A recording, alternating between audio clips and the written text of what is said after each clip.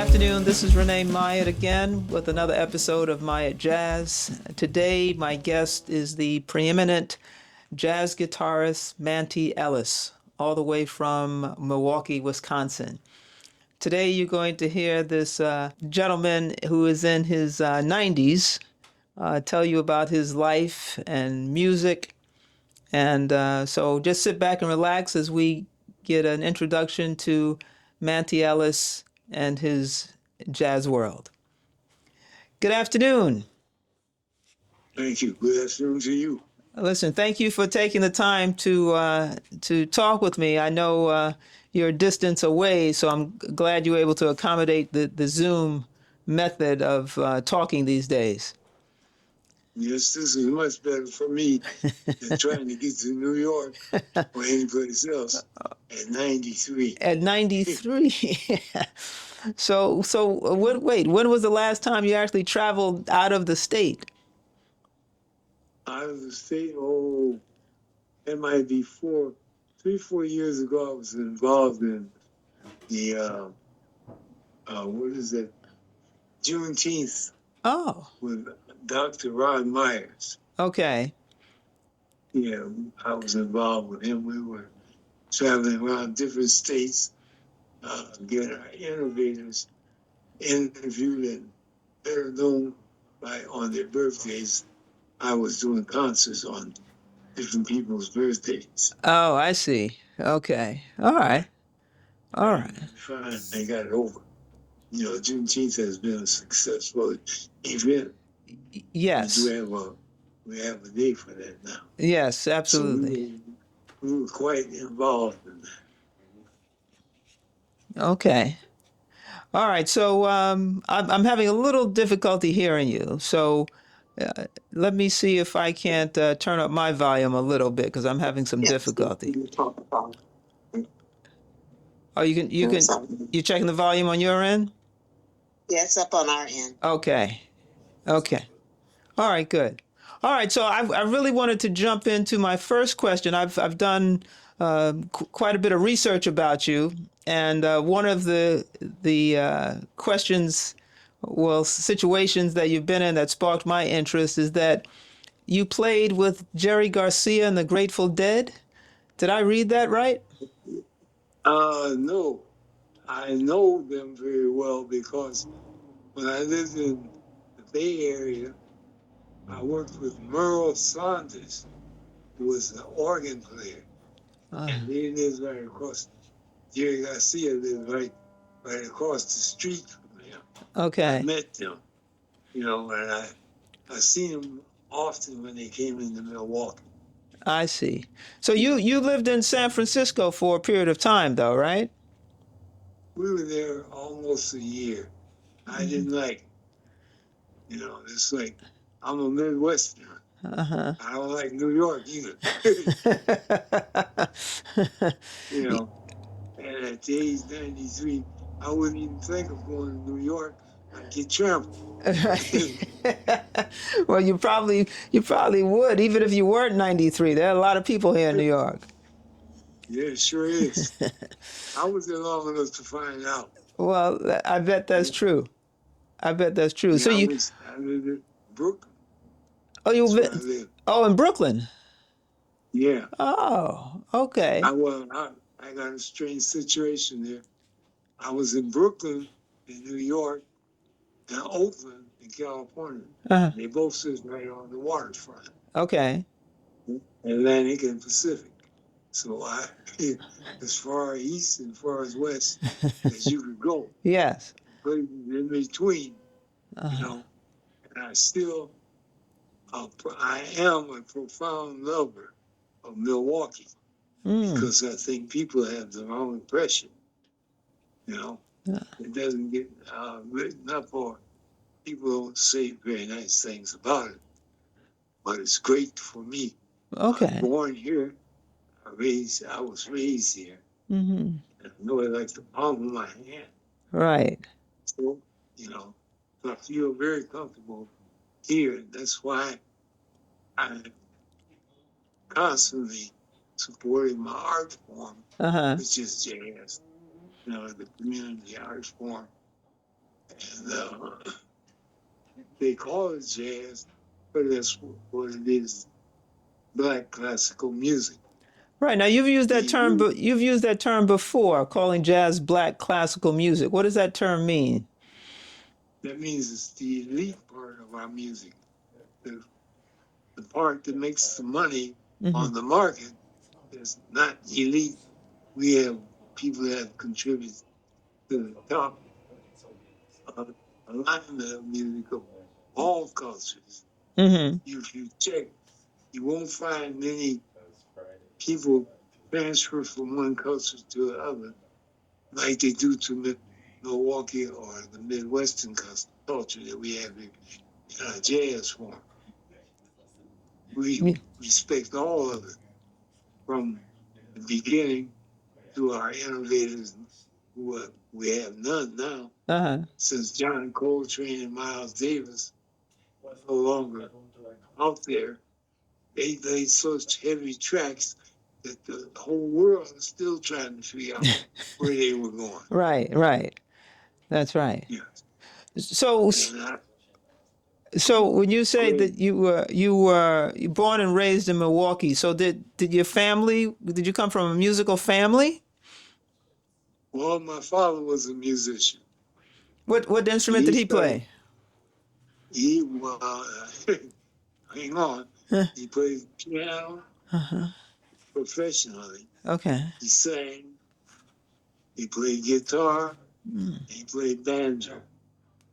He also was a Louis Armstrong fan. Ah. So he sang like Louis Armstrong. He Uh-huh. did everything. He started teaching me at about 5 months old, 4 to 5 months old, because I was born at home. I Oh. was not born. I was not born in a hospital. I didn't make Okay. it. You know, I was born in a living room. I don't know if you're familiar with the housing in the Midwest, but we have big duplexes Okay. with 6 rooms sometimes, Okay. and the front room would be like a living room. Mm-hmm. But then my father had converted that to a master bedroom. That's where my crib was. Ah. That's where he kept his piano, where he kept me. And so when he came in from work every day, Mm-hmm. from the day of my birth, he practiced on the piano. And Ah. eventually he caught me spying on him. Uh-huh. And I could pull up on the sides of my crib. Uh-huh. He caught me and he says, "Oh," and he took me over there and set me on his lap and he kept practice. And that went on for the rest of my excuse me. Uh-huh. That went on for most part of my infant life. Wow. Wow. So I knew where middle C on the piano was before I went to grade school. Excellent. Wow. Yeah. Wow. So now I'm going to pause a minute because I'm going to turn my volume up. Hold on one second.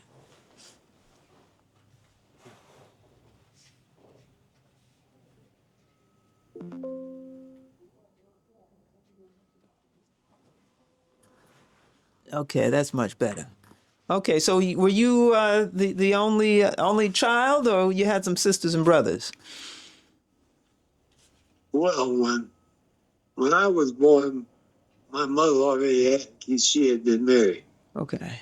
And after I was born and they separated, he got married. Oh, And he had 2 boys. okay. So I have half brothers on both sides. I see. Yeah. Okay. Uh-huh. You know. And And so how many of you are there? two Okay. others besides me. I see. Okay. Okay. And so when you were growing up, did you go to school in was it Milwaukee? Is that where you grew up, or a different part of Yeah, Wisconsin? I grew up in Milwaukee, Okay. right where I was born. Okay. And the house still stands. I can go back to that room and it's all kinds, you'd be surprised, all kinds of memories come back. I have a mind, it's a little different from most people. I forget very little. Really? You know? Oh, yeah. At 93, I've compiled so much Uh-huh. that now when I hear something new, it kicks something old out. You Wow. know, I'm overcapacitated. Well, that's very impressive. Well, yeah, it can be. So now, so you went to high school? Where'd you go to high school in Milwaukee? I went to Lincoln High School. Was that like music and arts high school, or was that something else? I know it was a public school, public high school, Okay. and I never did get involved in the public school music system because when I went there, my peers, I was so far ahead of them from being with my father all the time that it was boring. You know, I couldn't stand it. You know, I already knew this. I already knew that. See, like from A to G in the alphabet, I knew that before they started. Oh, You know, wow. I just had to fill in on both sides. Okay. You know, A, B, C, D, E, F, G. Yes. That's the extent of the music alphabet. So when they started alphabets in grade school, it was very boring because I could put both ends together. They got there very easily. So I got bored, and I didn't get involved in music in high school, except a friend of mine, Funky Green. You might have heard of him. He was a saxophone player, and he's very well known by all of the greats. He came through Milwaukee. Okay. They all knew Funky, you know. Well, he and I went to school together. Okay. And the high school orchestra didn't have any bass players. So he played saxophone, and the orchestra couldn't use a saxophone. And all the instruments that I played, they weren't used in the orchestra either. Well, wait a minute. How many So, instruments? How many instruments did you play? I played guitar, bass, piano, drums, because I became an instructor of our culture music. Yes, I read that about you. Yeah. Being an instructor, I had all these things going at one time when I was very young. Okay. So I know quite a bit about what happened. So when you said the orchestra couldn't use a saxophone, when you were in high school, right? Yeah. So what happened? The orchestra primarily strings. Okay. The clarinet they could use, and sometimes trombone, but no saxophones that you would find in like in the New York Orchestra. Okay. Philharmonic, and you'll find saxophone. So the instructor was looking for bass players. So Bunky and myself were filling our schedule for the semester. He looked at me and said, "We can do that, can't we?" I said, "Yeah, let's try." So we took up bass. And I learned to play bass. From that, I learned bass enough to play foundational. And for beginners, Okay. I was very good because I had so many years of experience as a beginner. And I got a strong foundation from it. You know, I'm not a bass player, Right. but I understand. You know, I can teach it, but I didn't practice it. Wow, that's interesting. My practicing piano was my first instrument because of my father practicing on piano. Right. I became a piano player in a big band before I was 9 years old. Wow. Because we lived in a house in the front, and there's a small yard, and on the back to the alley was a cottage. Okay. We used to call them Polish flats. Polish flats. And this guy that had one of the major big bands in Milwaukee, black big bands, there's only two, was Bert Bailey. And the name of his band was Bert Bailey, Uh-huh. Brown Buddies.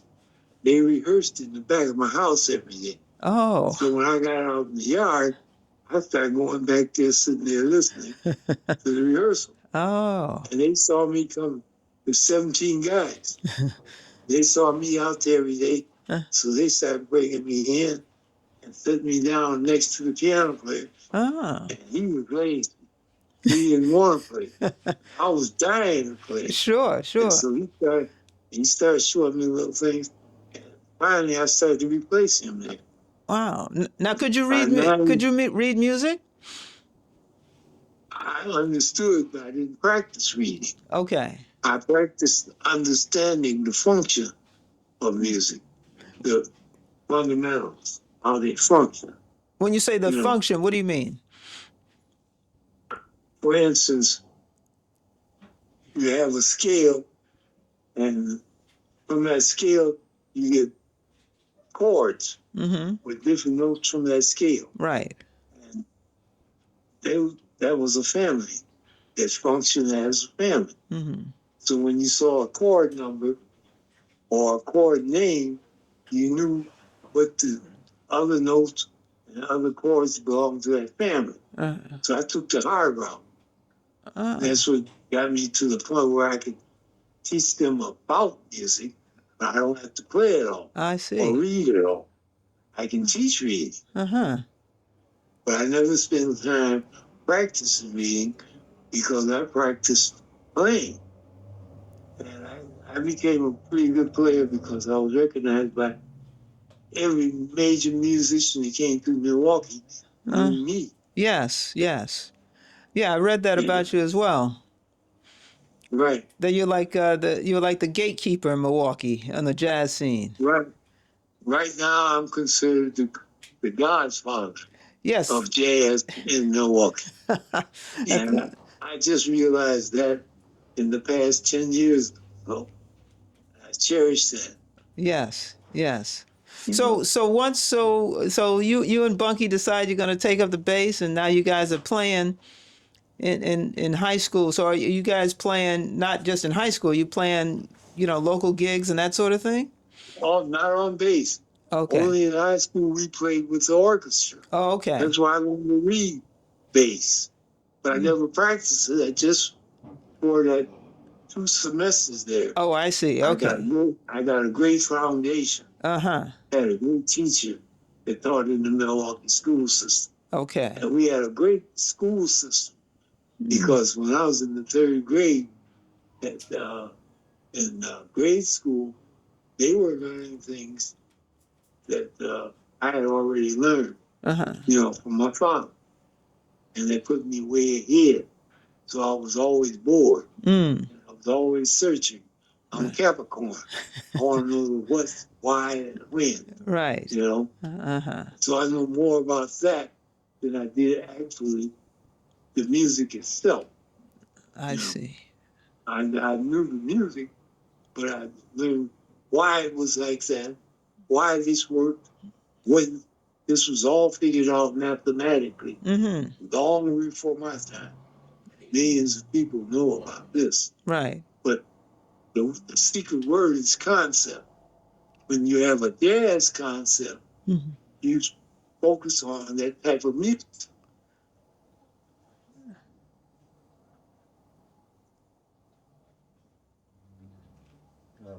Everything all right? Yep. Okay. Right. Uh-huh. When you have a jazz concept, which I was born with, Mm-hmm. and I'm now totally a jazz concept person. And I respect that, because I found out that some of my students that I trained here, I expect them to go to New York and really get their panties tanned, my music is competition. Right. And I have people that come back and say, man, what you guys taught us here in Milwaukee, we're looking down on the great players that they got in New York. Wow, wow. That's a weird. I mean, that was good to hear. Well, But I couldn't. let me ask you this. So did you graduated high school? No, Oh, no. okay. I got out of high school Hmm. with, I think I needed something like 7 credits. Okay. I mean, see, like I said, I'm an impatient Capricorn. Yes, an I impatient couldn't Capricorn. stand, yeah, I couldn't stand going over that. So I just quit. I ended up as a third party leader of the Wisconsin Conservatory of Music Wow. Now, how did that because happen? that became because we and another friend of mine put a jazz program together for people to study, to learn the music, and they bought it from us. Mm-hmm. Not paying us, but I mean, they took the idea and put the program in effect. Okay. And all of my students, we smashed the whole concert of competition Mm-hmm. of great students in jazz programs all across the country. We wiped out Notre Dame so bad that they didn't want us to come back. Wow. So, but And you. I became noted for my groups. Uh-huh. All of these festivals, and my students getting all of the awards in the jazz category. But wait, so wait, how old are you at this point? You didn't finish high school, so how Oh, old are you at this point? I'm in my late 20s, early 30s now. Okay. And so you're wiping out the competition. You, Wiped it out, uh-huh. and I'm proud to say it.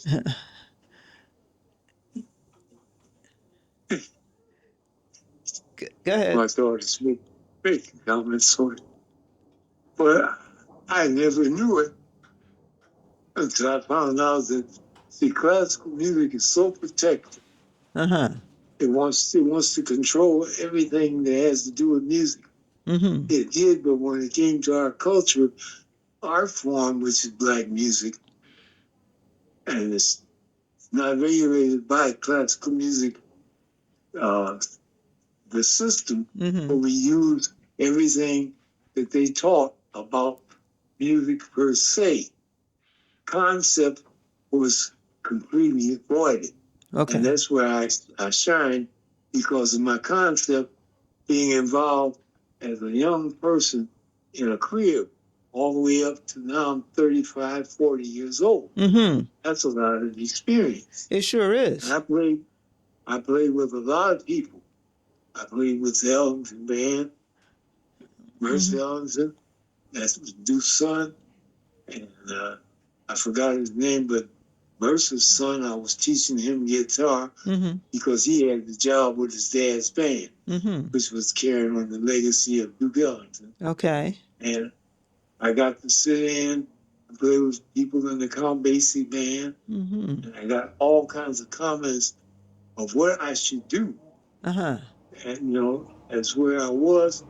And they all said, whatever you're doing, keep on doing it. Okay. That was the formal statement from just about everybody that I talked to. Sure, sure. And when I was playing one night in a hotel with Stanley Turngene, are you familiar with him? I sure am. Yeah, well, Stanley Turngene was the first saxophonist that played with man, don't forget I'm 93. I won't forget.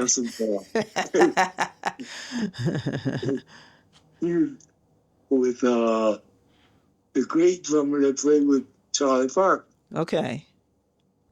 And when Charlie Parker died, Max Roach, my goodness, he was the drummer. Yes. And he formed a band where he used no piano and he just used the horn and the rhythm section. And Stanley came to Milwaukee, and many times, and every time I often noticed that Stanley would be in the audience because we'd be working in the same club. Yeah. And one night, Stanley finished early, came down and stood there and listened to me all night. And he said, at the end of the night, he said, hey man, are you ready to go to New York?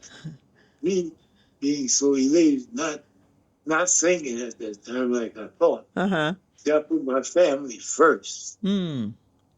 And that didn't come up because he caught me off guard. I said yes. He said, well, I'm leaving tomorrow morning for New York. I Uh-huh. said, well, what have I done here? And he took me out with him. And that was during the time that George Benson was his principal guitarist with the same recording company they were all with. Okay. You know, they had George Benson, Freddie Hubbard, Mm-hmm. Stanley Turnkey, several other guys. But Yes. when Stanley asked me, was I ready to go to New York, that scared me to death because George Benson did all the recording for that company. Uh-huh. Here I am coming out of a country town, as they call it there, Milwaukee. Yes. I went out there and I couldn't play any place. I didn't have just about every guitar player in New York sitting in the front row Uh-oh. with their arms folded staring at me. Yes. So that's where. Well, how So did you do? I got a good education. And they left there leaving me alone. And when they come through here, they leave with their tails between their legs like a whipped dog, because they know what they were going to run into. Mm-hmm. I hate to say it, but I was considered awesome. Uh-huh. I think it's all right for you to say that. Huh? I said, I think it's all right for you to say that. You were awesome. I never bragged on myself, and I never knew I was doing all this. Okay. I just did what I felt was right, Mm-hmm. and what I was taught from scratch, Yes. And I learned a lot from older musicians. Mm-hmm. Now, speaking of which, did you perform with Wes Montgomery? That was not a performance. That was not a performance. Mm-hmm.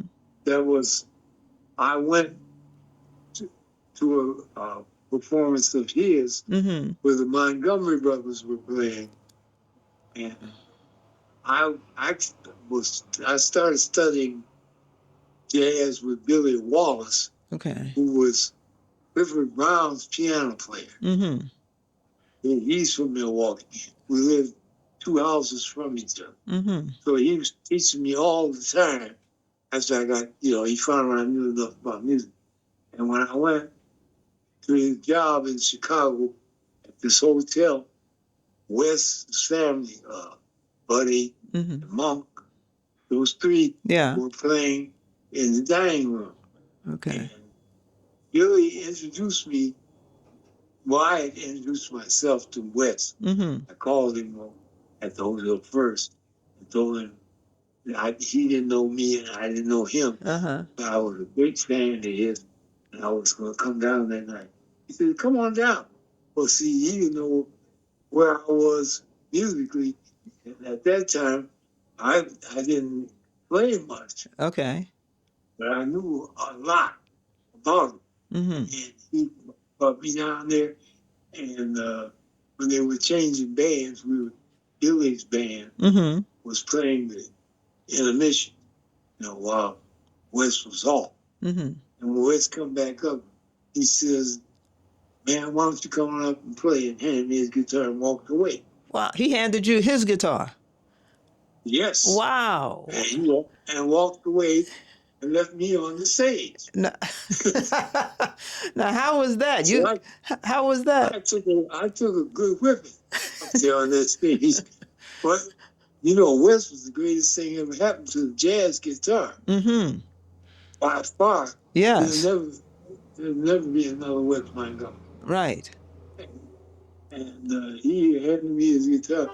And when he got through, I went to his hotel room and the next day and spent the whole day with him. And he talked to me a lot.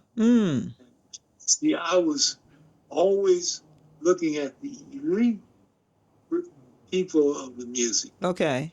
All the blues guys like not Louis Armstrong, but B.B. King and them. Mm-hmm. I never paid any attention.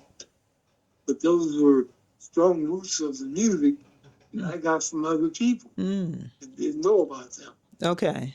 But West detected that, and I was a Coltrane fan Mm-hmm. from the day I heard of it, Mm-hmm. you know.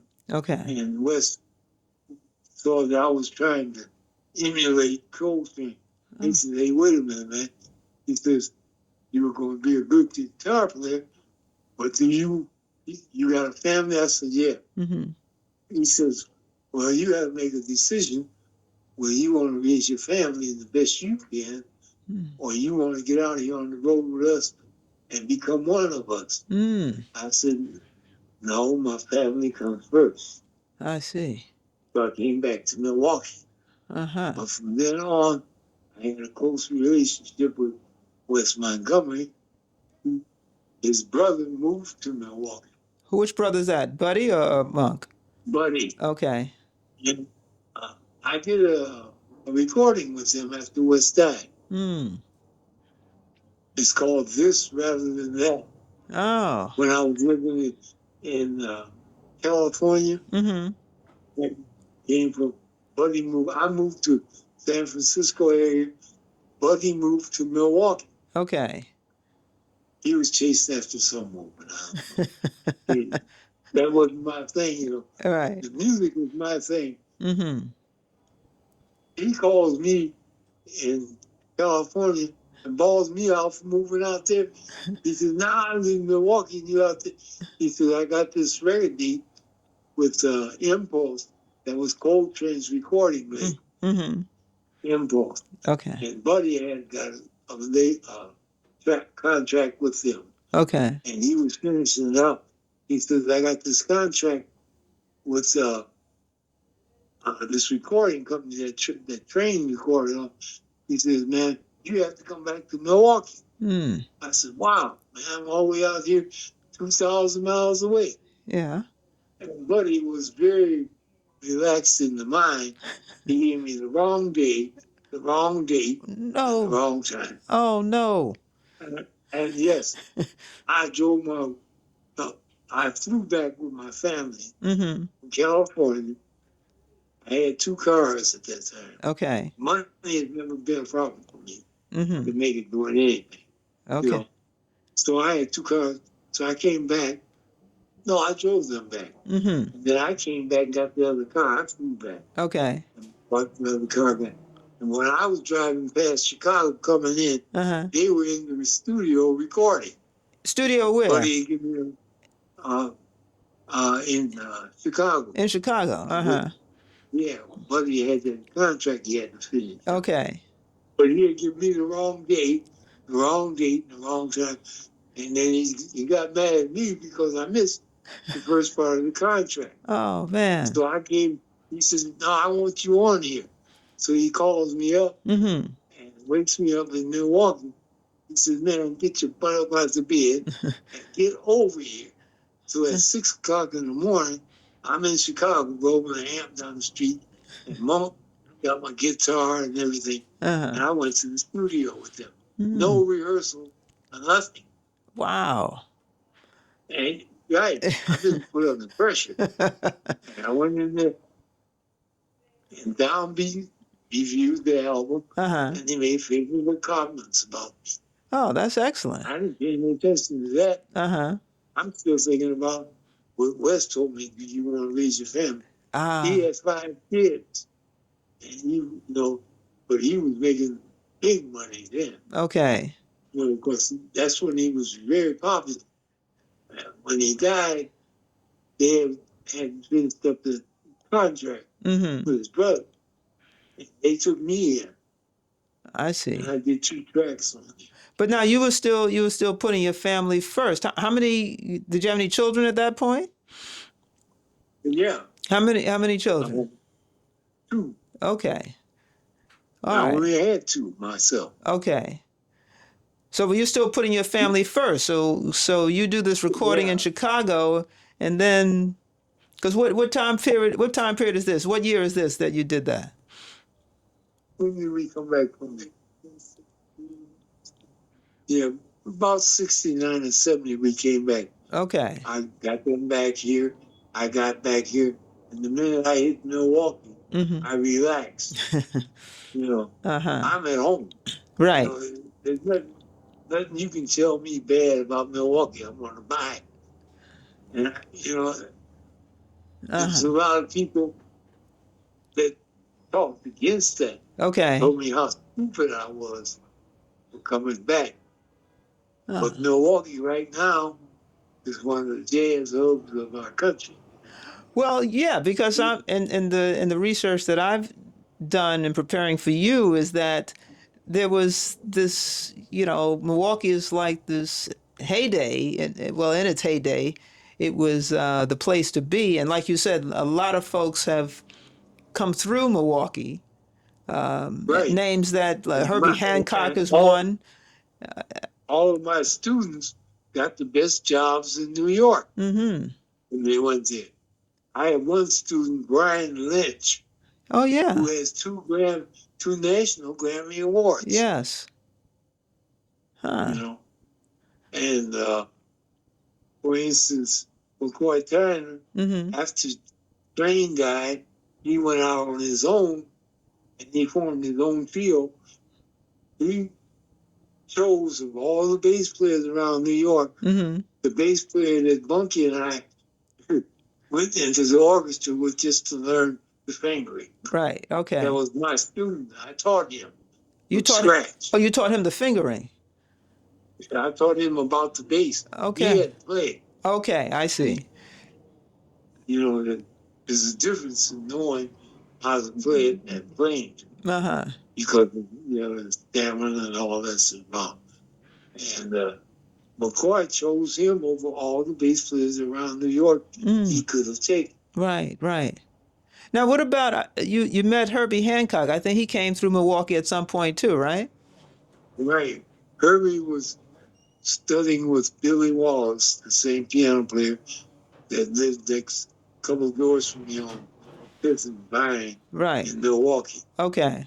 Who had left, and he was Clifford Brown's piano player, and he moved over to Chicago. Mm-hmm. And I still went over to Chicago just to talk to him. That's how I met Wes at that hotel. Okay. I was over there meeting with him, and Mm-hmm. he was still teaching me things. You know? Okay. And Billy, he stayed out on the road and moved to many different cities. Mm-hmm. But I saw him in every city he lived in. But that's how I got over there in Chicago. Okay. You know. Right. And before that, I would go over to Chicago whenever I heard there was a great jazz guitar player over there. I got New York got me when I went there. How they did me, that's the way I did them. Uh-huh. You know, and I ate very good there. I ate them all. Well, let me circle back to the Herbie Hancock experience. How old was he when you saw Herbie Hancock come through Milwaukee? Between 7 and 9 years old. 7 and 9 years old? Wow. Yeah, Herbie was. Wow. He barely remembers much of it. I haven't seen Herbie since his first job with Donald Byrd. He came to Milwaukee. Okay. And my wife and I sat at a table with him. And I knew Herbie.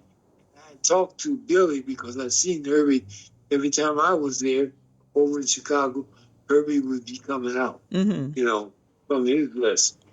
So I asked him one day, I said, who's that little young guy that wears the bifocals and looks like Mr. Peepers here? He said, oh, that's little Herbie. He's going to be a great piano player. Wow. That's how I met him. Wow. And did you see Herbie again after that? Like when he became a teenager? Did you see him again? I never saw him again until he came up here with Donald Byrd. Okay. Because Duke Pearson was Donald Byrd's piano player. Okay. Martin Luther King, I was in heavy company.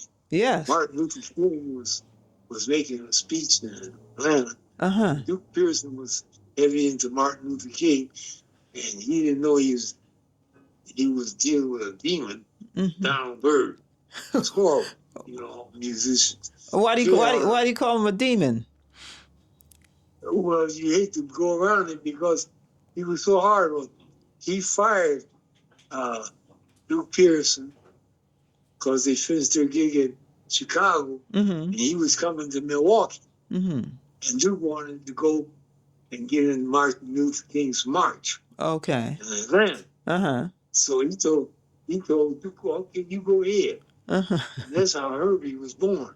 Oh. He came up here and he was at the piano.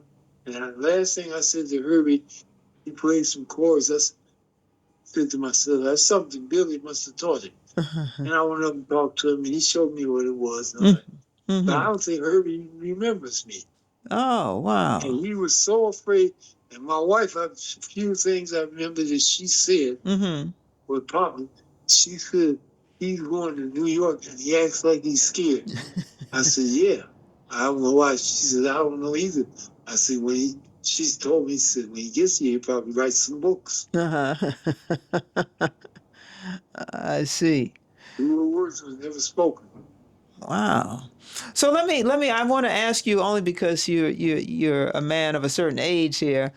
What was the jazz scene like in Milwaukee? Let's say in the 40s, 50s, 60s. What was in terms of the jazz clubs? How were you part of that? We had a tavern in Milwaukee. You had a what? A tavern. Swiss Brewery was the largest brewery in the world. Okay. At that time. Yes. I can claim Swiss Brewery for raising me and teaching me how to live in a community. Okay. What do you mean? What do you mean by that? Well, number one, Swiss told the city to leave us alone in the 6th Ward, which they call Bronzeville. We weren't being treated fair. Swiss took over. They washed the streets of it. No paper on the streets. No broken glass. Like how ghetto houses are. Ghetto communities are. Yes. Milwaukee never was a ghetto community like that until people found out how decent it was. Our own people are responsible for messing up Milwaukee. Okay.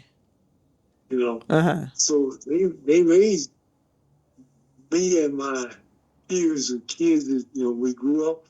We had a great association with the police department. The police department walked beats in our area. Yeah. You had 5 black kids, 1 white police with 5 or 6 black kids following him on his feet. They had what they call the police athletic league. Sure. Where these beat cops formed athletic groups for football teams and baseball and all that. And I participated in everything. And Lieutenant Officer Eichmann, I never knew his first name. He became a lieutenant, and he had almost, I don't think he made the head of the police department, but he's right at the top. Okay. I knew him as long as I lived in the community there. I always knew Lieutenant Eichmann, who was a respected policeman. We didn't know anything about having trouble with the police or anything. Okay. We was taught by the police. Everything was done right. We didn't have any trouble.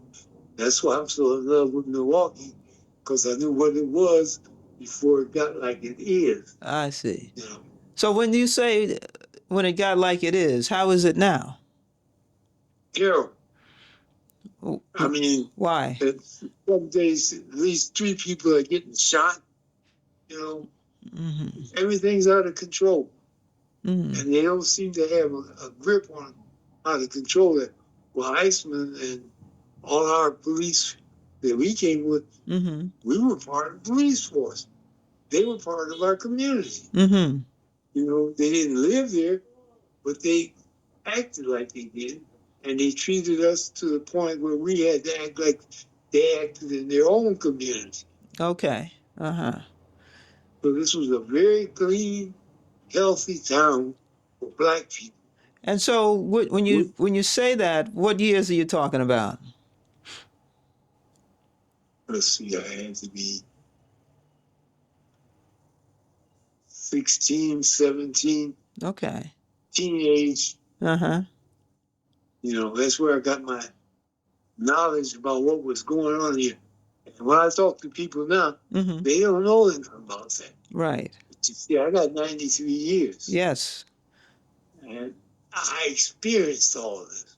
Mm-hmm. So I know when they talk about negative, even my kids talk negative, they don't want to stay in Milwaukee.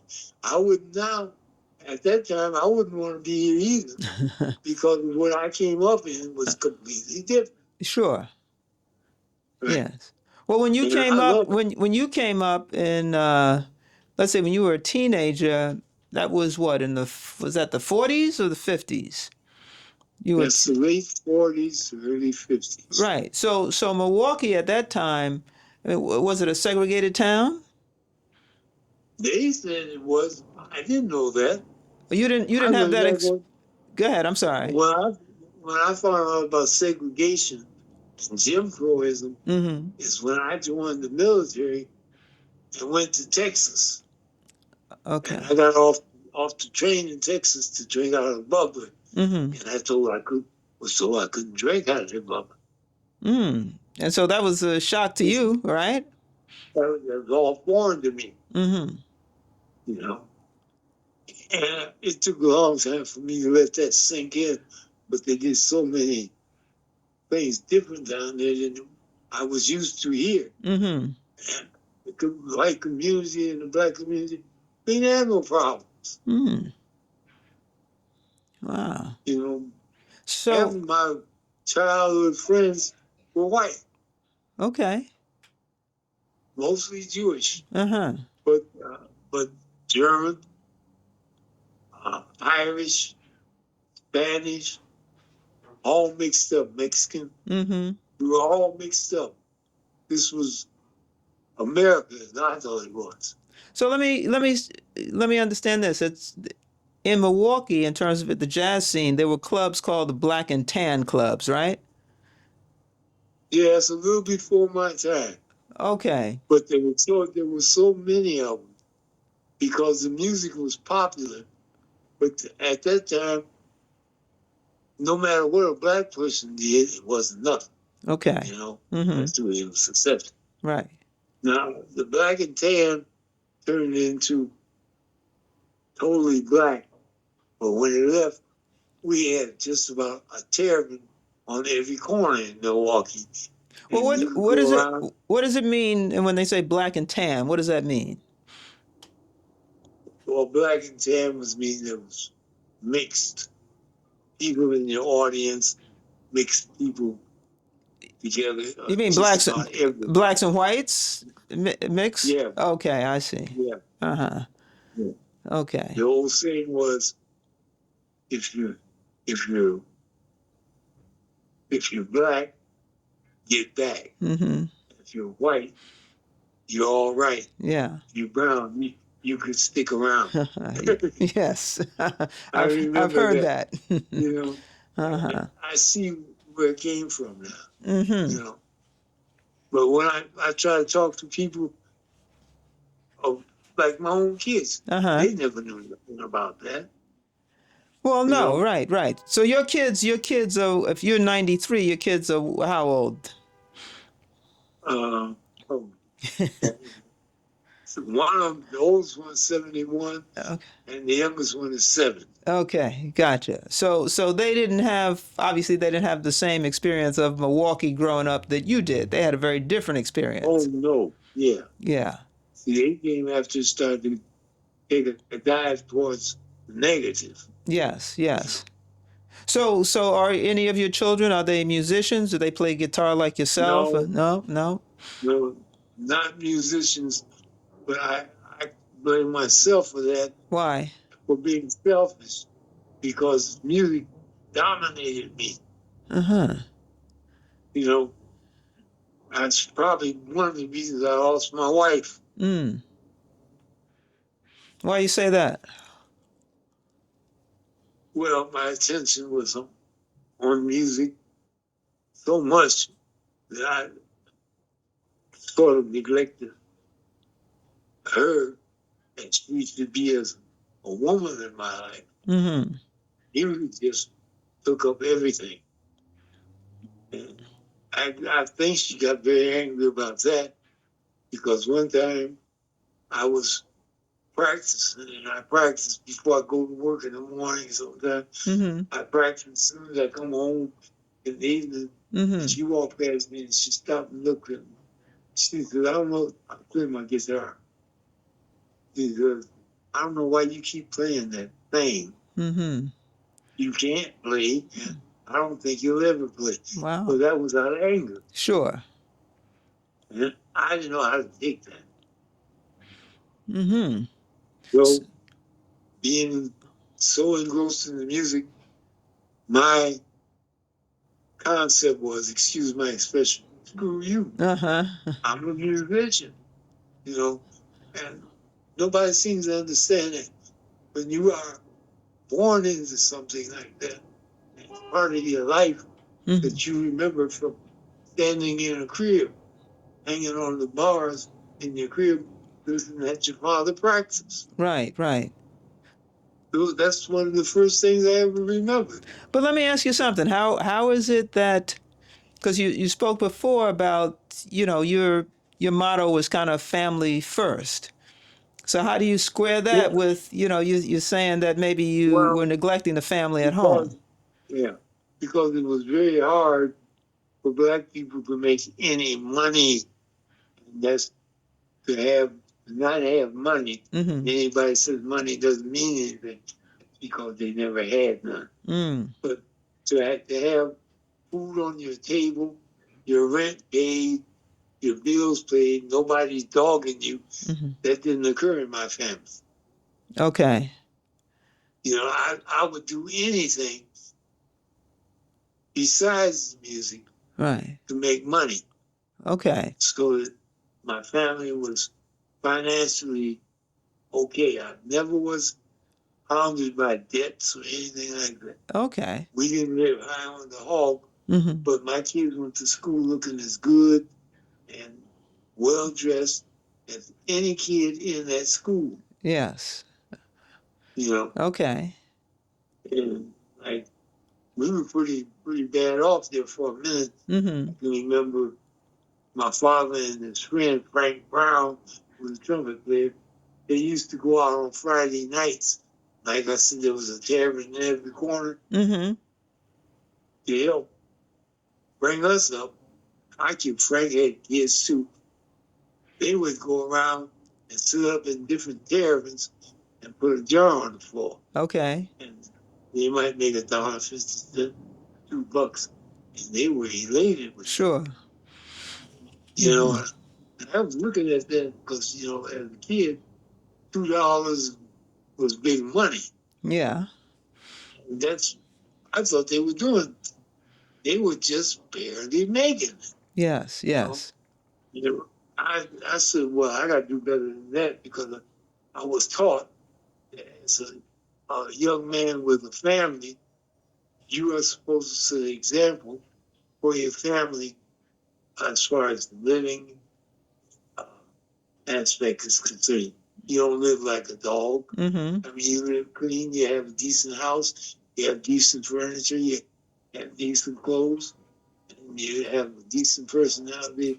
You're a decent person. Right. You don't go out in the street doing dumb stuff, you know, like you do now. Yes. Yeah. And so I harped on that. I Mm. was very, very strict about it because playing music was taking up my time. Mm-hmm. And when I see this slipping, I had to stop that. And it would make me angry. Mm-hmm. And I had to stop music because music became a very important part of my life. Right. I was there when, you know, one of the first things where I could distinguish the difference in hearing noise and Mm-hmm. hearing music. Okay. You know, I liked the music. I didn't like noise. Mm-hmm. So I fell in love with music, and I think music was a little ahead of my family. But like I said, I always looked at them first. Okay. Then I went to the music, and music would bail me out of any kind of trouble I got Mm-hmm. because it always paid me something, you know. And it augmented whatever else I was doing, like working for the city or working for the oil company or working for the county or being in the military or anything like that. So I wait, you played, had other jobs in addition to being oh, a yeah, guitarist? you name it. I had jobs you wouldn't even think, Like what? like cleaning up behind horses that pull the trailers that collect the garbage Mm-hmm. in the street. Mm-hmm. I had a show following them. Oh. That kind of work, Uh, anything. uh-huh. I kept the streets clean, no broken glass, swept the gutters. And that was One of our, those jobs were to supplement your musician job? no, it was just the opposite. Oh, The music supplemented those jobs because those were the only kind we could get, you okay. know. Uh-huh. And oddly enough, one of my mother's friends was gold in my hair. Oh, really? She lived right in our neighborhood. Wow. Yeah. Oh, hey, I got some experience. Well, yeah, you do, Yeah. which is why I want to circle back to the jazz clubs in the 40s and 50s. Now, were they at some point, some of them, not all of them, were they controlled or was organized crime involved in any of those clubs when you were coming through The there? mafia, the mafia owned all the clubs, Mm-hmm. and I hate to say it now, I was one of their pets. Mm-hmm. Now, As I what grew up, when you say you were one I of was their one of pets, what does that mean? they took care of me. Okay. They made sure if a new club opened, I opened. Hmm. You know, Okay. so I got special treatment from the mafia, Mm-hmm. and I went to school with that so the whole family. Frank Theory, who was like the head of the mafia. Uh-huh. Yeah, that here. Yeah, he was. Now, I Yeah. mean, what was that experience like? I mean, you working for, as you say, the mafia. I mean, meaning their pet. How was that experience? Did you have any control over your music, your pay, anything? Well, no, I always got paid, but they never messed with my music. Okay. I wasn't. They wanted to pull me in like part of the organization. Mm-hmm. See, because at that time, mafia owned all the nightclubs, Mm-hmm. all the cigarette machines, Mm. all the candy and gum machines, and just about anything that you could name. Uh-huh. The mafia had control. Okay. One incident I can give you is there was a club that was in our neighborhood. They named it Alfie's, Okay. and it was shut down when I moved in that area, Mm-hmm. and it stayed shut for years. And the mafia decided to open it back up. Mm-hmm. So they opened it up with a big bang, skywriting and everything. Uh-huh. This mafia, they got money. Right. And they chose me to be the principal musician. Mm-hmm. And I went in there and we had big business. I mean, and they made a mistake by hiring somebody who had a legal record so they could buy a liquor license at that time. Okay. It was really hard to get a liquor license. Mm-hmm. And this guy turned on the mafia. He must have been crazy, but he did that. Uh-huh. They turned around, and in 9 months, he had bought I knew Ford with Mm. his wife, he married the second leading man in the mafia. Uh-huh. Put his wife in a brand new home and all this off of Alfie's Okay. because he had the liquor license. Uh-huh. And they got sick of that. Mm. So they were going, the mafia didn't fool around. Mm-hmm. You know, they were going to take care of it. And what they did was they called a meeting on a Friday night when I was supposed to start playing and told me to be there. And they was, in so many words, they wanted me to take over Alfie's as Oh. a member of the mafia. Oh. I said, no, I want to play music. Uh-huh. Because if you take that, you can't quit. Right. You know. Uh-huh. So I didn't take it. I just kept on playing music. Mm-hmm. And from there, that's when I moved out to California. And when Buddy moved into Milwaukee, Mm-hmm. I had just finished up and they had just about grounded the mafia here. But I went to school with all the family.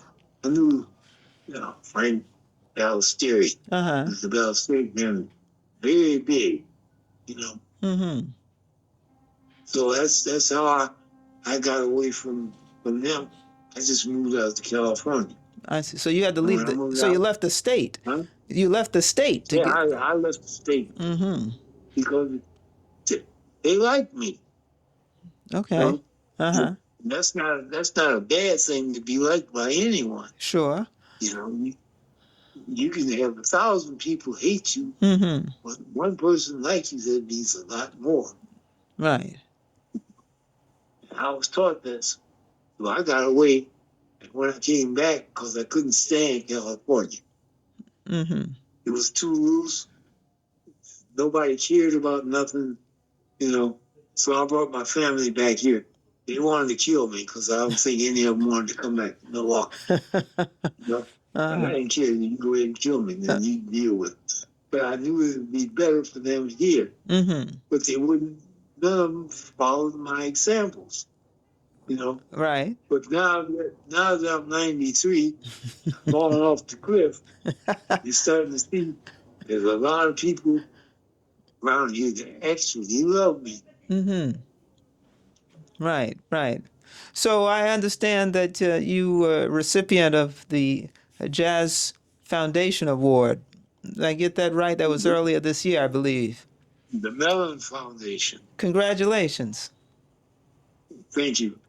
And the Mellon Foundation also also funds all the major arts around the world that they can. Mm-hmm. And they also found the Jazz Foundation of America, which is in New York. Mm-hmm. And I became a member of the Jazz Foundation here in Milwaukee, and I started promoting the music. That foundation is to preserve the life of Black classical music as well as Black concept music, Mm-hmm. which evolves into Black classical music. Like people weren't giving John Coltrane any respect or anything like Beethoven and Bach. I learned about them myself in grade school. Okay. But here in my own community, people like Miles Davis, who set the world on fire Yeah. with music, and John Coltrane, who was so innovative that he's been dead over 50 years and they haven't come close to finding out where he's going. Right. Right. So You know, let me interrupt just a tad, because what happens, I see the picture on your screen is a little dark. So I don't know if there was some light there that went out or something. Yeah, that better? much better. Yeah, Okay. yeah. We lost you. Okay. Okay. So actually, I know my family, they're getting what's left of it. My daughter takes care of it. Okay. I know I have to be blowing her away with how much attention I get from the whole city. To this day, you get that kind of attention. Yeah, I'm getting it now, but I never got it before. And Uh-huh. my family didn't even know about it. Worse than that, I didn't know about it. I And see. the reason for that is I was working for the conservatory, Mm-hmm. and they started sending me out with my groups and my program, Mm-hmm. train groups, students and everything, to be involved in these competitions Okay.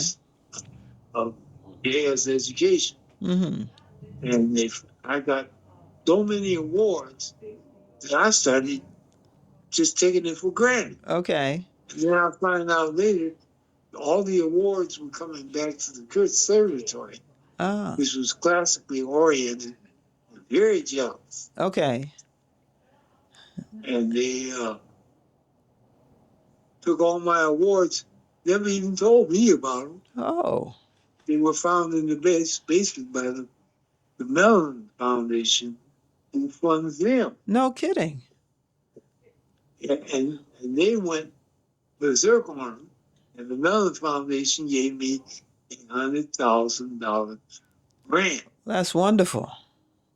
And then turned around and told the Jazz Foundation what they found out. Mm-hmm. And the Jazz Foundation in New York gave me another 100,000. Wow, that is great. Yeah, at the end, Uh-huh. you know. So did you get your awards? I mean, where are they?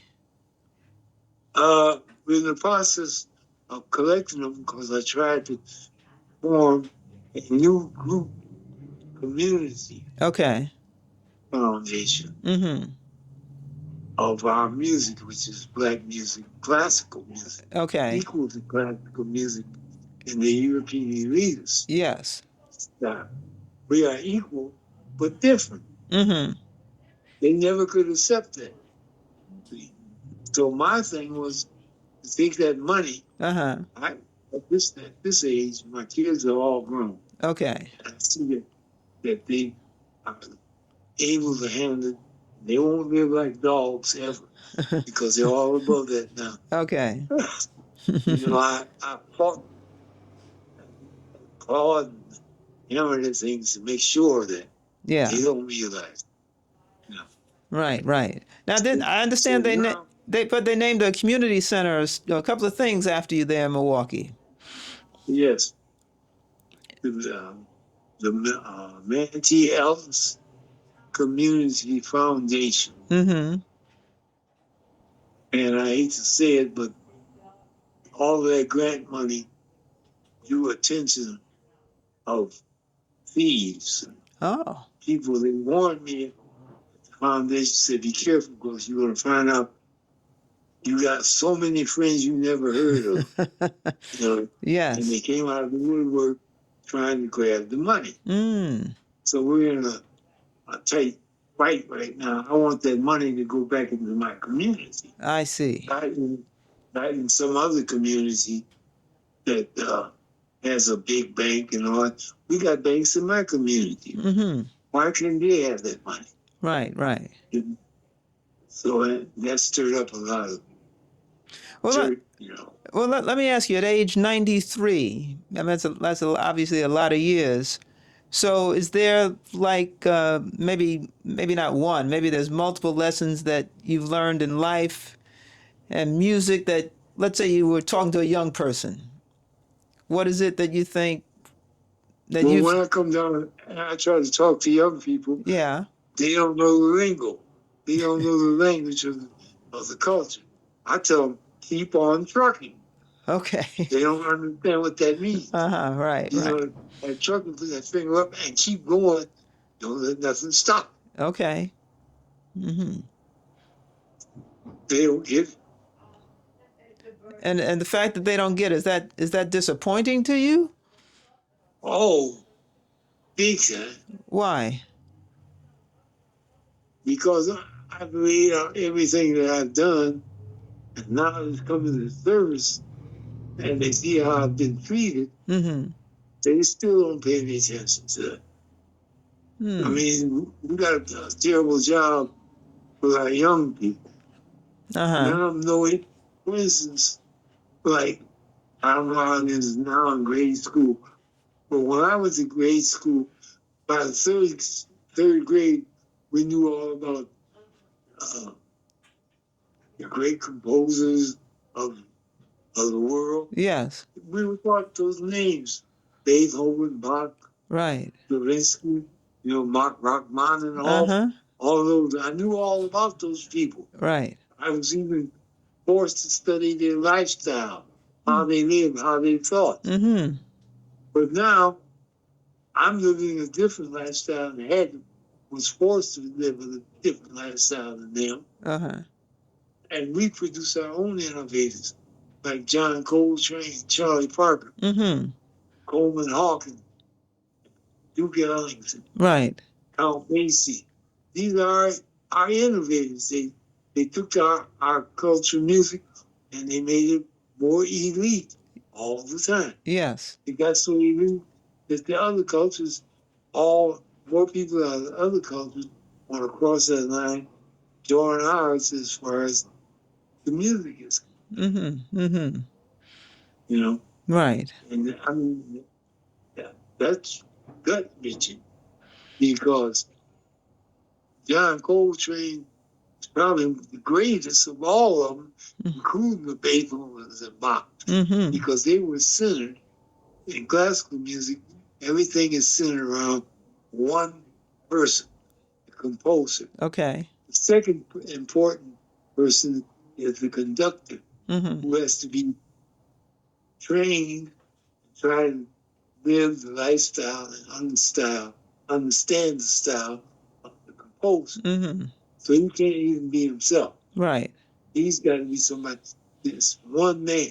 Then they take an orchestra with 100 strings and whatever they use, or 100 people for power. Mm-hmm. We don't have that over here.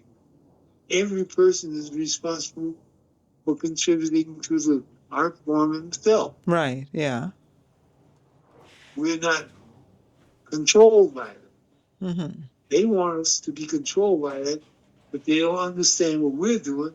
We understand that Yeah. because everything we do is based off of what they have studied, mathematically figured out, Mm.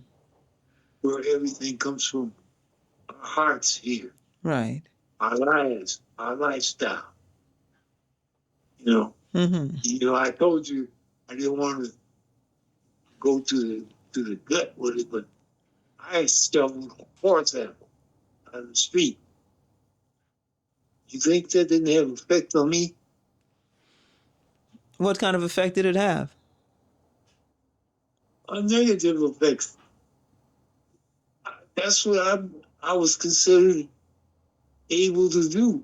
Mm-hmm. Nothing else.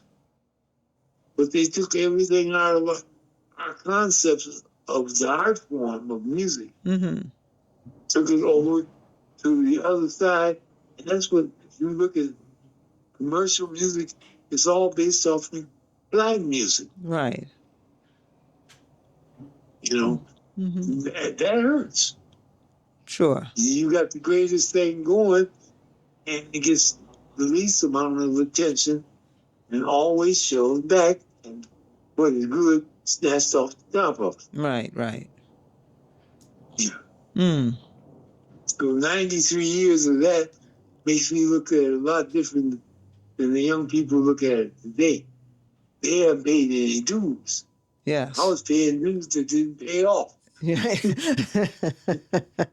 How about that? Well, listen. When you spoke of family, I read somewhere that you are related to the basketball player Steph Curry. Yeah, I never met him. And Now, how are you related? Are you guys cousins or something? his great grandmother is my mother's sister. Mm. Okay. So we're about second, third cousins. I see. But you never met him, but you know you're related to him? Oh, I know because my mother's youngest sister, before she died, she called me and asked me was I watching the Metro Conference in basketball. Uh-huh. I said no, what is that? I said, I'm in the Big Ten here in the Midwest. Uh-huh. She said, you don't know about the Metro Conference? She said, I said, no. She said, well, whenever that team, the Tech, uh, they're all right around Washington. Uh, uh-huh. She said, whenever this team is in trouble, they call it Curry time. Uh-huh. I said, Curry time? What is-" She said, that's your cousin. Dale Curry was the first one. He came to Milwaukee when he was going down, because he was the first one to shoot like that. Who is this? Del Curry? Dale Curry. Oh. That's Steph's father. Mm-hmm. Mm-hmm. And he was here in Milwaukee. And at that time, I was doing a lot of traveling. He'd be in, I'd be out. Uh-huh. You know, and I'd turn around. I left him a message on his phone one time. Uh-huh. And I guess being as popular as he was, Mm-hmm. he was as popular as Dale was. Dale Curry. Okay. You know, Uh-huh. Steph Curry. Okay. And that's Steph Curry is his son. Mm-hmm. Right. You know. And so, but I never got to meet any of my people in Washington, D.C. Mm-hmm. I was originally should have been born on the East Coast, but I was Okay. born in Chicago I see. because my mother's father wanted to get her out of the South Mm-hmm. because she was a very handsome woman. Okay. You know, he made a big effort to get her out of the South. He thought he was doing her a favor Mm-hmm. by taking and sending her to Chicago, where we had cousins or something. Yeah. That was like taking her out of the frying pan, pouring her right in the fire. I see. You know? Yes, Yeah, yes. so it backfired on. I gotcha. Now, let me ask you about Sonny Stitt, and I think I read somewhere that you performed with him. This was like a big event for 49 consecutive nights. This 49 consecutive nights. was that Well, a Sonny was that a Stitt, big was that a big deal? That sounds like that was a big deal. it was at that time because Sonny Stitt never got the recognition he should have had. Oh, okay. And our people, the peers that I came up with, always said Charlie Parker was known. Mm. Everybody knows that name. Okay, sure. Well, somebody made a statement once that if it hadn't been for Charlie Parker, it would have been Sonny Stitt. Mm-hmm. And from that, someone got Eddie Harris. He got a hold of that statement. Uh-huh. And he said, yeah, there was a Charlie Parker. He says there was also a Sonny Stitt. Uh-huh. That's how great he was. I see. Well, how would you compare those two, Sonny Stitt and Charlie Parker? Well, Charlie Parker was the man. Sonny Stitt was the clone. Okay. You know, Uh-huh. Uh-huh. and Sonny Stitt had an uncle here. I'm sorry, he had what? His uncle Oh, his uncle. Okay. last name was Boatner. Uh-huh. They had a barbecue on the main street in Milwaukee, Mm-hmm. black community. Mm-hmm. And he was married to a white woman, Jeanette Boat. And Sonny Stitt was a terrible junkie. That's what we call him. She call him now. Oh. I mean, this guy was ridiculous. And they were trying to get him straightened out and put him in the hospital. He had to come here to get his system straight. Mm-hmm. For about 6 months, he had to live here. Uh-huh. With his aunt, Jeanette Boatner, who had another club called Boatner's on Berline. Mm-hmm. So she figured by putting Sonny in her club as a musician, Uh-huh. he would draw, enough attention and things that he might be able to make it to his operations and all. They were going to perform on him here. Oh. Mm-hmm. And she came to me because I was well known around here as a jazz enthusiast. Mm-hmm. So she said, I'm going to open this club put Sonny in there. I want you to stay with him. Uh-huh. And I went in that club with Sonny Stitt. And we worked that club 49 straight nights without stopping. Got it. Got it. Yeah, I got to know him so well, but he was so far gone, it didn't help him much. But it's one of the few things I remember him telling me. He says, "Man, I got to get you over to Chicago so you can meet some of my friends." Uh-huh. And I looked at him, and he's a terrible junkie. I said to Really? myself, "I don't think I want to meet your friends." Yeah. You know, I said, "You're enough, man." So wait, you say he was what was he hooked on? You name it. He would drink a bottle of vodka. Uh-huh. I mean, a fifth. A fifth, uh-huh. In the daytime, on the job at night, he knew every junkie in town. Wow. They were all selling him any kind of drugs he could use: cocaine, marijuana, hash, Wow. everything. And then, working in Jeanette's place, he ran the place. He'd go by in the bar, get him another fifth of vodka. That's one day. That's one day. You know? That's one day. I looked at that, I still had common sense. I don't want to bother with that. But I loved him. He loved me as a musician. He always said, "Man, I got to take you over to Chicago." I always found some way not to go. You know? But so how did you escape the drug scene then? Well, I have a funny taste system. You have a what? I'm sorry? My taste. Oh, your taste. Uh-huh. Yeah. Well, I tried everything. I wanted to be like him. Okay. But the minute I tried it, I backed off everything. Like the cocaine and all that they were sniffing. Uh-huh. Dizzy Gillespie was another one, was a good friend of mine. Oh, okay. And how was what was that friendship like? Well, he knew me here in Milwaukee because I always stood up for the musicians of quality that they brought in for students to observe, what they were doing and how they were doing it. Okay. And I was at the conservatory when he first come in, and they would do black musicians terrible. I mean, they had no respect at all. They had kids come in there when they got ready to pay him. I stayed with him. When he got ready to pay him, the guy who owned the conservatory, ran it for the bank, says, "Well, don't worry about it.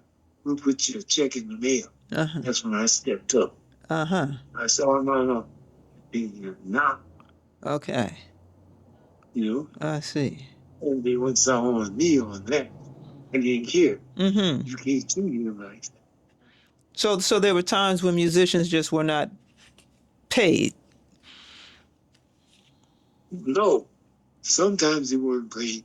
I saw Chico Hamilton. He refused his money because he was Chico Hamilton. Okay. Well-known jazz musician from the West Coast. Right. This guy that ran this club called, I forget what it was, but his name was Eddie Pogrow. Oh yeah. Was that something rail? Something rail. Brass Rail. Brass rail, yeah. Yeah. Well, Izzy ran that, and Chico and I were friends. And Chico says, "Well, this is our last night. You gonna come down?" So I said, "I'll be there all night. I see you guys off, because every time anybody came in town, they always looked me up. Okay. Well, I always would advance notice that they would come. So he took me with him to get his money, and Holgroff was a big bully. He's about 6'6", weighed about 280. Wow. One of the guys that walked down the street that stuck under the awnings from the clubs outside. Yeah. And he's sitting there with money in his hand. He says, "Chico, what is your payroll for your band?" And he gave him the figure. He says, "I'm going to pay you enough to pay your band. I ain't paying you nothing." Wow. I looked at that and said, "That makes sense." Uh-huh. You know, that shocked me. I hadn't said nothing. Mm-hmm. But photograph, like I said, he was a big bully. He was doing everything to anybody. Uh-huh. Frank Bellisario didn't find out about that because he was messing with the mafia. Ah, He got overstepped. okay. Yeah, he disappeared. We Wait, never found out what happened to who him. is he? Is he Is he disappeared? photographed? Ah. Yeah, Uh, he disappeared. mm-hmm. And I understand, I never knew for sure, but I understand that the word was a boxcar, Mm-hmm. train boxcar full of alcohol. Mm. That's a lot of money. Yes. And had disappeared. Mm-hmm. And Izzy was accused of it. Mm. And he got smart with the mafia. And after that, we didn't hear nothing else about it. I gotcha. Except that his mother was down at the police station every week trying to find out what happened to her son. Mm-hmm. Wow. So let me ask you, what types of guitars do you play? Well, I played Gibson guitars because they were the standard of the world. Okay. You know, the Gibson guitar company. Mm-hmm. And later on in life, I was paying exorbitant prices for Gibson guitars, Okay. like $10,000 for a guitar, It's a lot of money. $25,000. Yeah, Mm-hmm. and the Japanese started making guitars. Mm. Japanese were experts at duplicating and making better Uh-huh. than what they duplicate. So I played one of their guitars once. Uh-huh. I said, hey, I can buy this for $500. This will cost me $25,000. So I'm going to try their guitar. Okay. So I started playing the Japanese guitar. What are the names of the Japanese guitars? Well, when I Toyota, What's it called? Toyota. Toyota, after the car. Yeah, that's what Japanese. That's the way their business is ran. I They see. did everything, Uh-huh. in a big. Mm-hmm. Right. That song keeps ringing. Well, that's okay. We can start winding down because I know we've been at it full steam for well over an hour now. But I do want to talk about, as we close, your relationship with Tony King. Tony King, Yes, Tony King. a genius, and I don't use that lightly. Uh-huh. Who knew that was a man that knew he worked at the conservatory as a piano teacher. This is the He Wisconsin. knew everything. This Wisconsin Yeah. Conservatory of Music. Uh-huh. Yeah. He knew everything Mm-hmm. that I wanted to know. And I never know as much either about it. But he stopped me in the hallway one time. Mm-hmm. What are you doing over here? I said, I'm teaching guitar. Uh.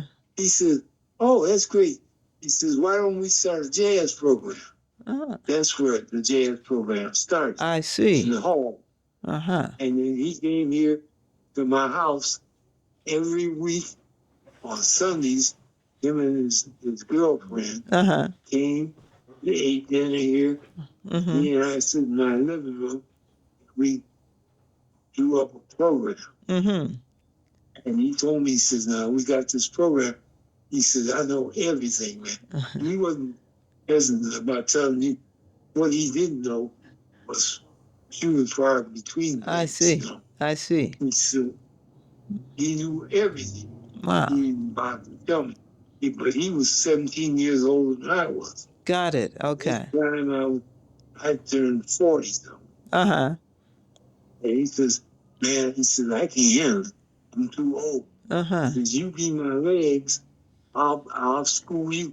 So I studied with him for 18 years. Oh, man. Until my head was just bulging out on the side. I Right. see him coming out. I had to get out of the way because he was cramming. Mm-hmm. And I went on for 18 years.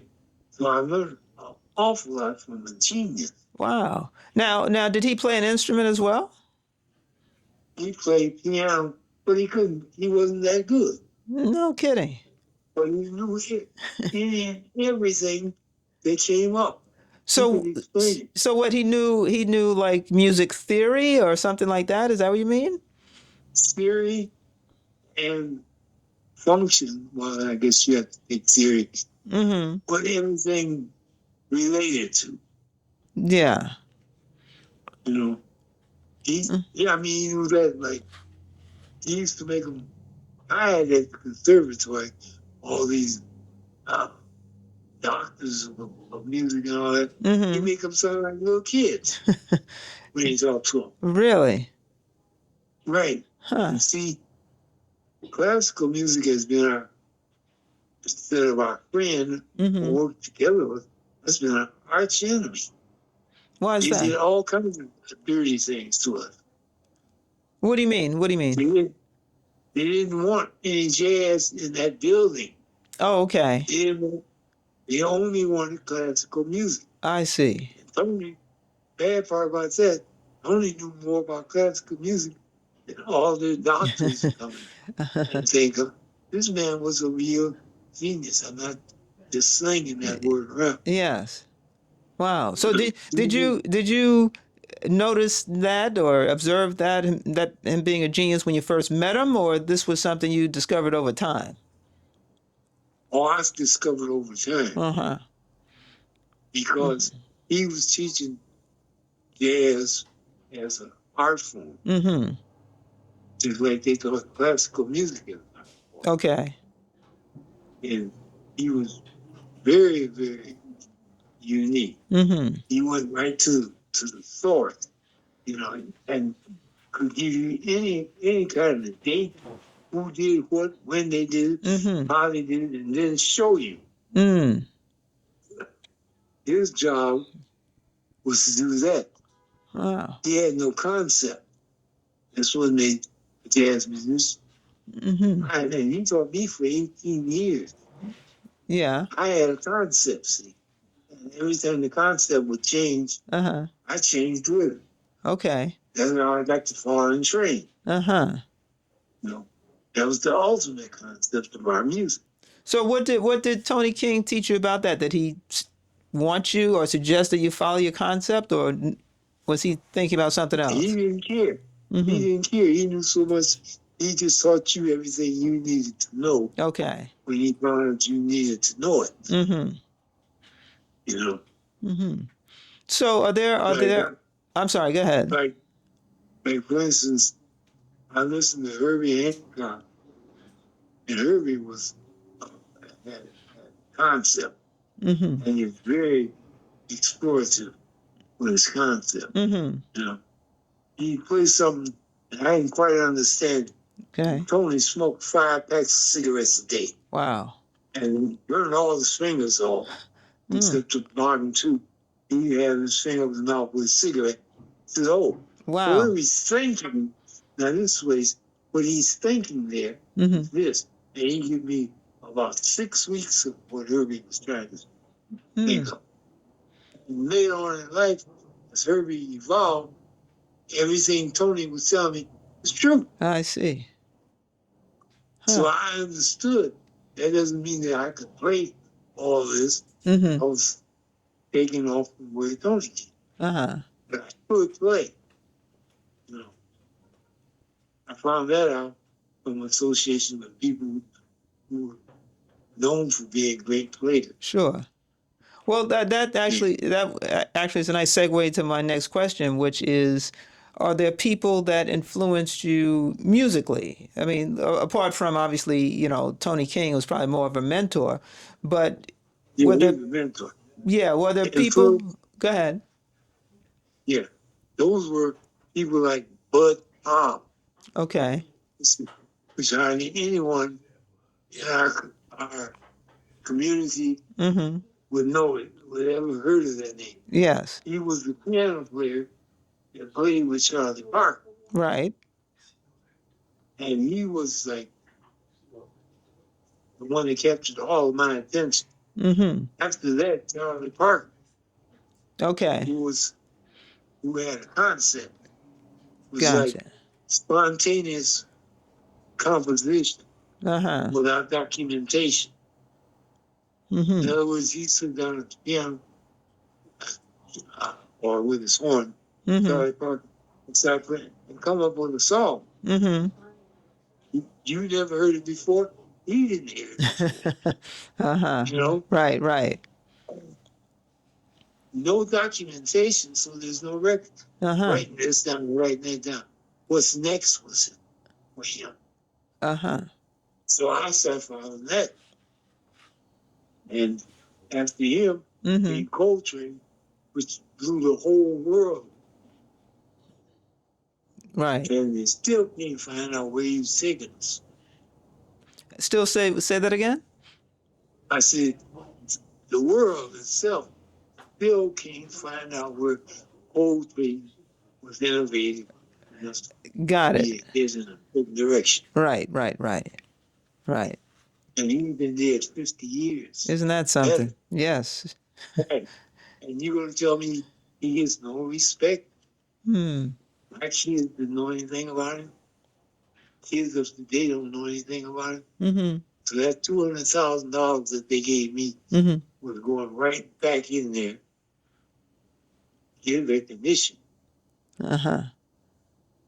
Wow. You know, I'm 93 now. If I had got $200,000, I could be a fool like everybody else. You know, I've been buying cars, Yeah.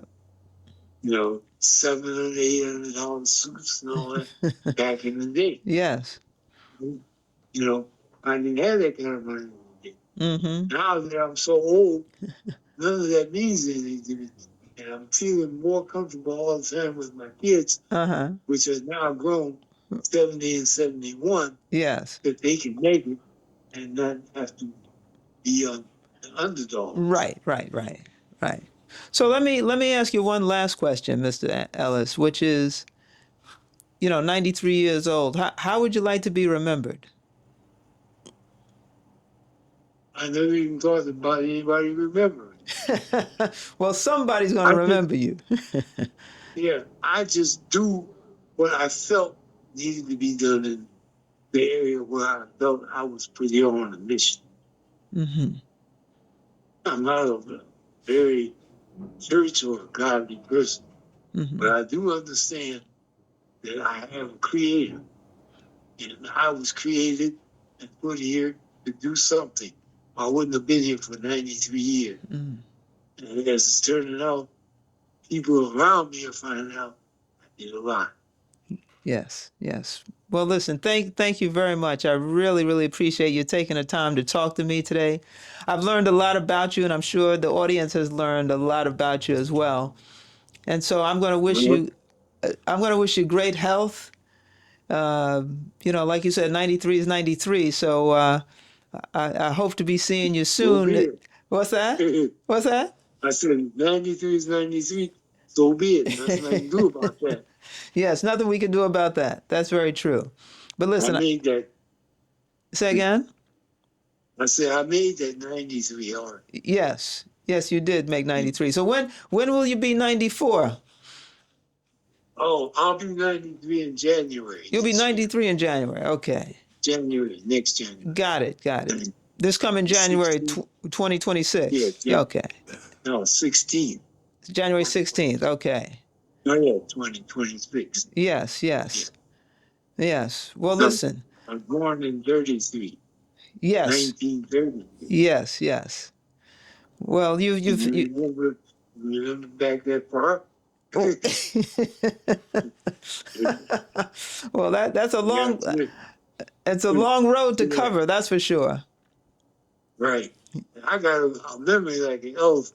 You Yeah. try to say I'm incompetent. I don't think I'm losing this, but I can think, and I'm looking at people around me. Uh-huh. How much are you thinking?